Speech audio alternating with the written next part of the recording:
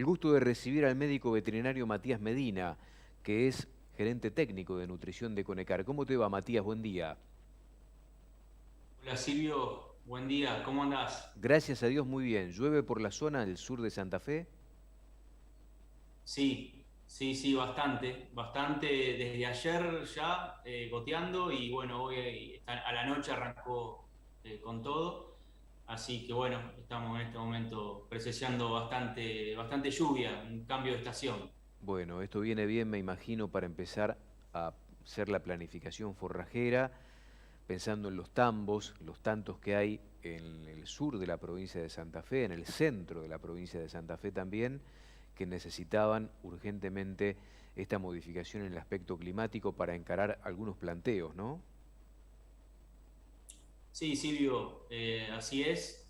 O sea, estamos en la estación, estamos en el momento de siembra principalmente de las pasturas semipermanentes, pasturas perennes, digamos, base alfalfa, o después cada productor define sus cultivos o sus especies a implantar según el ambiente. Y después también se viene la siembra de los verdeos, también. Así que ese también está la disyuntiva del productor entre avena, ryegrass, hay siempre esa duda, pero bueno, en los años yo lo que estoy viendo es que se están incorporando de a poco un poco más el ryegrass, anuncian un invierno un poco más húmedo, así que me parece que el ryegrass va a andar.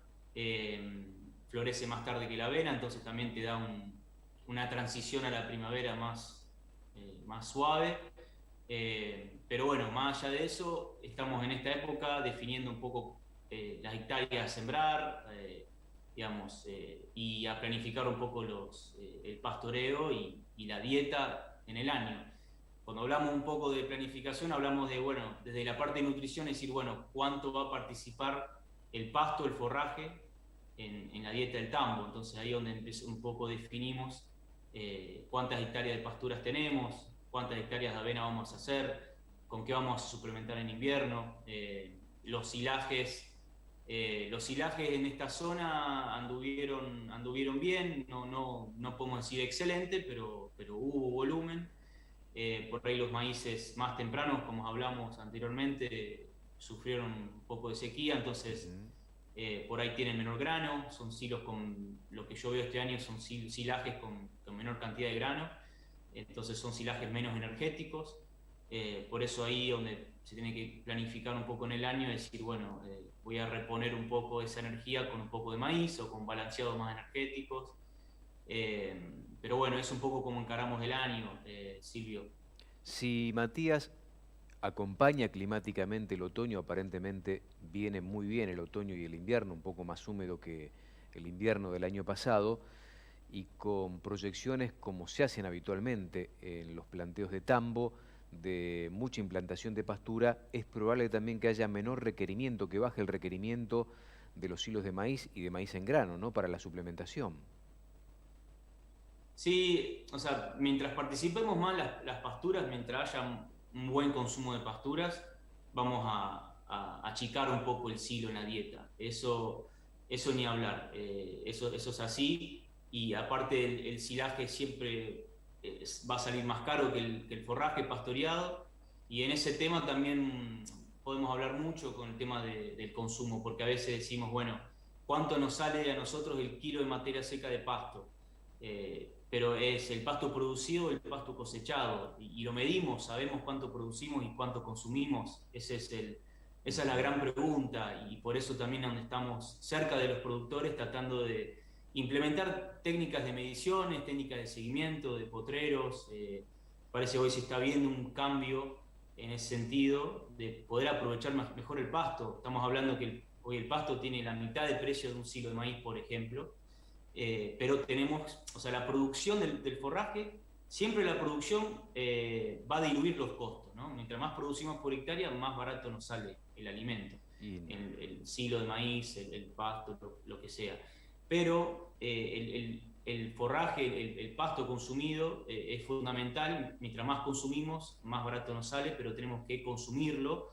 Y la producción va a aumentar mientras mejor lo manejemos, ¿no? Entonces va mucho a favor del manejo.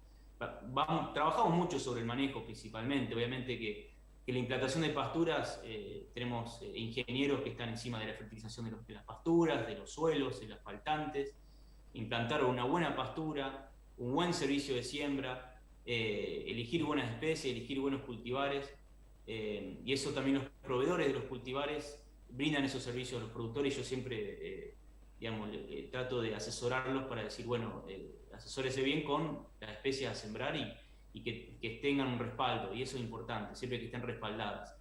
Después, dentro de las especies, en el año hay especies nuevas, hay especies que se están impulsando, festucas, por ejemplo, asociadas con alfalfa, festucas que producen más en invierno, que por ahí a veces no las tenemos y hoy las tenemos, con las alfalfas de menor latencia también, que siempre estuvieron.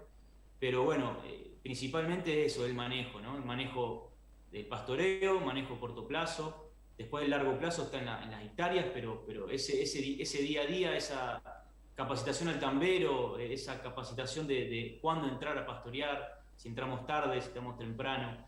Pero el manejo, esa cadena que hacemos en el manejo va a ir a favor de la producción del pasto. Y eso es muy importante que lo sepamos, ¿eh? Entonces, podemos aumentar la producción un 50% manejándolo bien, y un 50% más de producción diluye los costos y pagamos menos por ese pasto producido. La última y cortita, Matías, dijiste recién que el kilo de materia seca de pasturas es en costo la mitad de lo que representa el silaje de maíz. ¿Cuál es el costo aproximado hoy, teniendo en cuenta que además los fertilizantes vienen en aumento en estos últimos tiempos?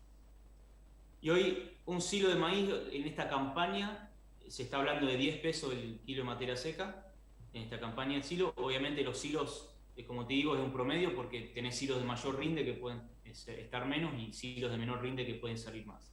Después el pasto, por ejemplo, una alfalfa está 4 o 5 pesos el kilo de materia seca. Lo que más influye es la semilla, ¿no? La semilla en un 50 hasta un 60% a veces del costo de siembra, pero eso es lo que más influye. Después tenés los laboreos, la fertilización, pero estás aproximadamente en ese costo, y una alfalfa o hasta una consociada también está entre 4 o 5 pesos el kilo de materia seca. Pero, como te digo, hablar de un número fijo hoy, ese kilo, si hablamos por hectárea, podemos hablar de entre 250 y 300 dólares sembrar una pastura. Pero eso después, el costo que la vaca levanta, digamos, y que le llega a la boca y que le llega al rumen y que se produce, y que se transforma en leche, eso va a variar, ¿no? Va a variar según la producción que tengamos en ese forraje y según cuánto consumamos de ese pasto. Por eso el concepto bien es como si hablamos de un rollo. Hoy un rollo, no sé, podemos hablar de hasta de 10 pesos el kilo de rollo. Pero si ese rollo después lo desperdiciamos la mitad, o sea, porque lo damos mal, o por ahí tenemos un portarrollo, claramente por ahí desperdiciamos algo, pero poner que desperdiciamos la mitad, nos sale 20 pesos de rollo. O sea, el costo ya pasa a ser el doble. Entonces, por eso es tan importante ser eficiente en estos sistemas y tratar de desperdiciar lo mínimo posible, ¿no? Eso me parece que va por ese lado. Impecable panorama como de costumbre. Matías, te mando un fuerte abrazo. Nos estamos viendo, nos estamos hablando. Tenemos pendiente una corral en cualquier momento, ¿eh? Estamos, Silvio, tal cual decís. Bueno, te mando saludos, que anden bien por allá. Matías Medina, hombre de Conecar, charlando en la mañana de Mercado